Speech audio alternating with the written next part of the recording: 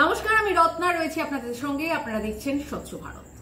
আজ সকলেরই নজর রয়েছে চতুর্থ দফার ভোটে ঠিক কি হলো, কে কোন সিটটা পাবে, সবটাই কি তৃণমূল পাবে নাকি বিজেপি পাবে, কি হবে চতুর্থ দফার ভোটের রেজাল্ট, সেই নিয়ে কিন্তু সকলে চিন্তিত এবং সকলে সারাদিন টিভির দিকে আজকে চোখ রেখেছেন।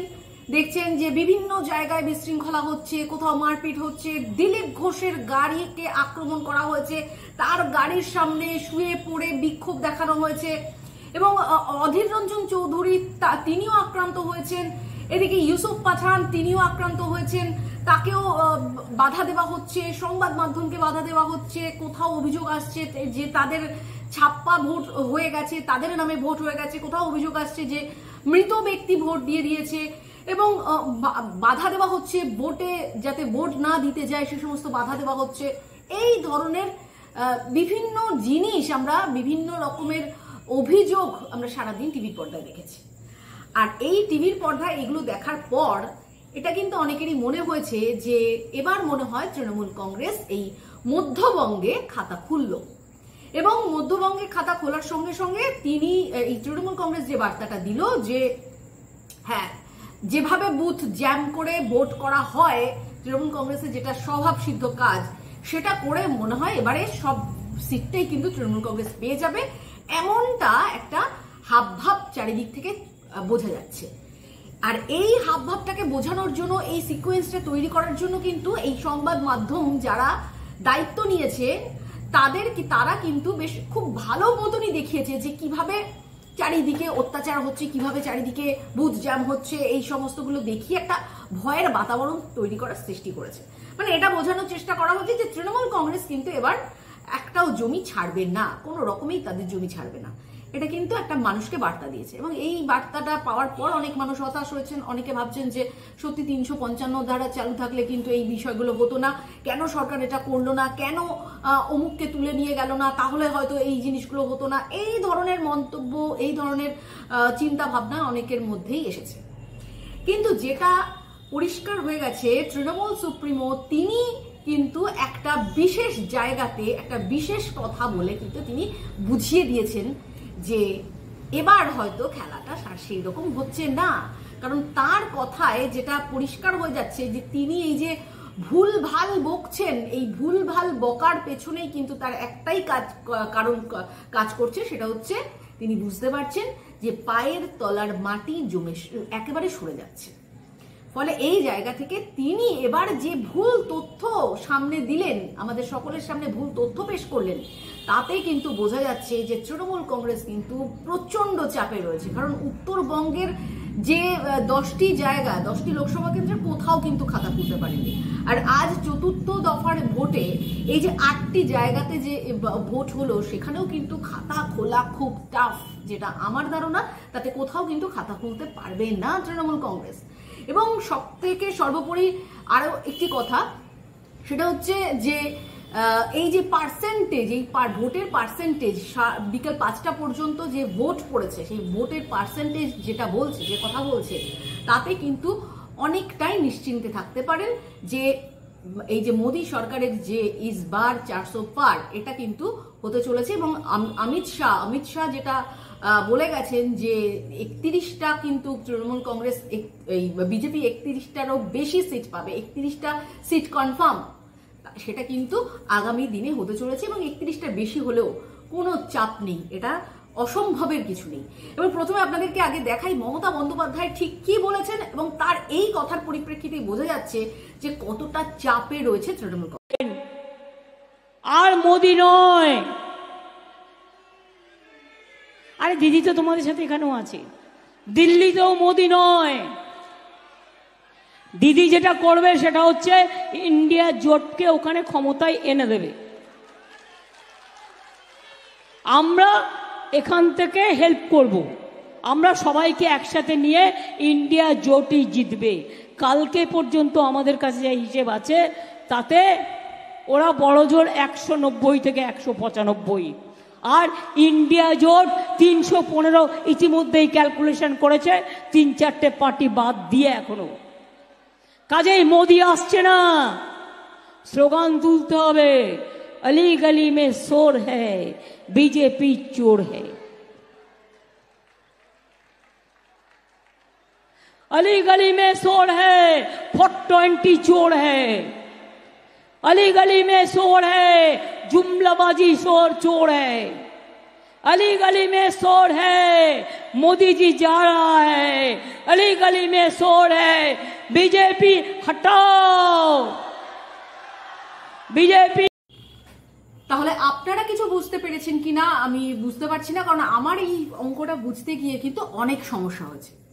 মমতা বন্দ্যোপাধ্যায় যেটা বলার চেষ্টা করছেন যে তিনি কাল পর্যন্ত যে হিসেবটি করেছেন তাতে এনডিএ তারা 195 থেকে 195টি আসন পাবে, হয়ে গেল এনডিএ 100 থেকে 195, এবং ইন্ডিয়া অ্যালায়েন্স তারা 300 থেকে 315টি আসন পাবে এবং আরো আসন পাবে, সেগুলো তিনি হিসাবের মধ্যে ধরেননি। আরো তাদের শরিক রয়েছে, তারাও প্রচুর আসন নিয়ে আসবে। অর্থাৎ আমি যদি তর্কের খাতিরে ধরেই নিই 300টি আসন ইন্ডিয়া অ্যালায়েন্স পাচ্ছে, তাহলে টোটাল আসন সংখ্যা হয়ে যাচ্ছে 495। অর্থাৎ ইন্ডিয়া অ্যালায়েন্স এবং এনডিএ সবাই মিলে, ইন্ডিয়া অ্যালায়েন্স যদি 300টি পায় এবং এনডিএ যদি 195টা পায়, তাহলে টোটাল হচ্ছে 495টা আসন। তাহলে এটা বোঝা যাচ্ছে হারের একটা যন্ত্রণা কিন্তু কোথাও না কোথাও গিয়ে তার মনে লাগছে এবং সেটা মস্তিষ্কেও লাগছে, যার ফলে তিনি ভুলভাল কথা বলছেন। আর আজকের এই চতুর্থ দফা ভোটের পর হয়তো তিনি আরো বেশি করে ভুল বকতে থাকবেন। মানে যেটা দেখা যাচ্ছে যে চতুর্থ দফার ভোট নিয়ে যে সন্ত্রাসের একটা গল্প, বা এই যে চতুর্থ দফার ভোট সেখানে বিজেপির খুব বাজে রেজাল্ট হতে চলেছে, কারণ বিজেপি ভোট সেই অর্থে মানে বিজেপি ভোট লুট করতে পারেনি। সেখানে তৃণমূল কংগ্রেস তারা খুব সক্রিয় ছিল, তাদের কর্মীরা সক্রিয় ছিল, এই এবং প্রচন্ড পরিমাণে চারিদিকে বিশৃঙ্খলা তৈরি হয়েছে, যার ফলে যেটা হয় ন্যাচারালি বেশি বিশৃঙ্খলা হলে শাসক দল সেখানে একটু বেশি সুবিধা লাভ করতে পারে। ফলে এই জায়গাগুলো কিন্তু দেখানোর জন্য সারা দিন বেশ কয়েকটি মিডিয়া তারা সারা দিন চেষ্টা করেছে, সারা দিন প্রচার করেছে যে এই বিশৃঙ্খলাগুলোকে যত বেশি বেশি করে দেখানো যাবে মানুষের মনে তত বেশি ভয় তৈরি হবে যে তৃণমূল কংগ্রেস কিন্তু এই বিজেপি আটকাতে পারবে না তৃণমূল কংগ্রেসকে, তৃণমূল কংগ্রেস বেরিয়ে যাবে। কিন্তু দেখা গেল চতুর্থ দফার ভোট যেভাবে হয়েছে, যদি একটু মানে একটু মাথা ঠান্ডা করে যদি হিসাব করা যায় তাহলে কিন্তু বিষয়টা একেবারে পরিষ্কার হয়ে যাবে। কারণ চতুর্থ দফার ভোটে দেখা যাচ্ছে যে যে বুথ রয়েছে, বুথের সংখ্যা কিন্তু মানে 16,500টার মতন বুথ রয়েছে টোটাল। সেই 16,500টা বুথের মধ্যে দেখা যাচ্ছে 16,348টি বুথ রয়েছে, এবং এই 16,348টি বুথের মধ্যে যদি আপনারা একটু মানে কেয়ারফুলি যদি সংবাদ মাধ্যমগুলোকে ফলো করেন, দেখবেন যে প্রত্যেকটা বুথের যদি আপনারা নামের একটা লিস্ট করেন যে এত নম্বর বুথ, এত নম্বর বুথে গন্ডগোল হয়েছে, অমুক জায়গায় হয়েছে, সব তারা ধরে ধরে বলছে, তাহলে দেখবেন মাত্র 20 থেকে 21টি বুথে গন্ডগোল হয়েছে।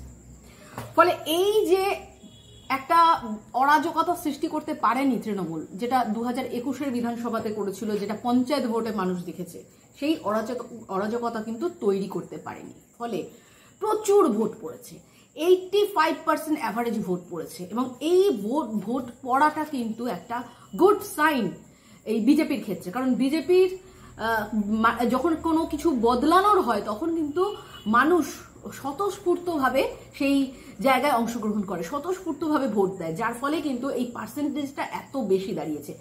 পার্সেন্টেজের নিরিখে যদি আমরা দেখি তাহলে দেখবো যে কৃষ্ণনগরে 84% ভোট পড়েছে, কৃষ্ণনগর লোকসভাতে, রানাঘাট লোকসভাতে 89%, বোলপুরে 83%, বীরভূমে 83%, পূর্ব বর্ধমান পূর্বে 79%, বর্ধমান দুর্গাপুরে 85%, আসানসোলে কিন্তু 82% এবং বহরমপুরে 83%।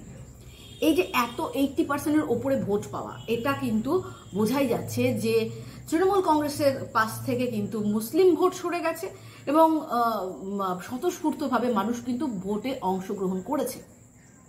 এবং যেখানে দেখা যায় যে ভোটটাকে যদি কোনো গুরুত্ব না দেয় জনসাধারণ, তাহলে কিন্তু দেখা যায় আলস্যতার কারণে তারা ভোট দিতে যায় না, সেখানে 58%, 60%, 70%-এর মতন ভোট থাকে।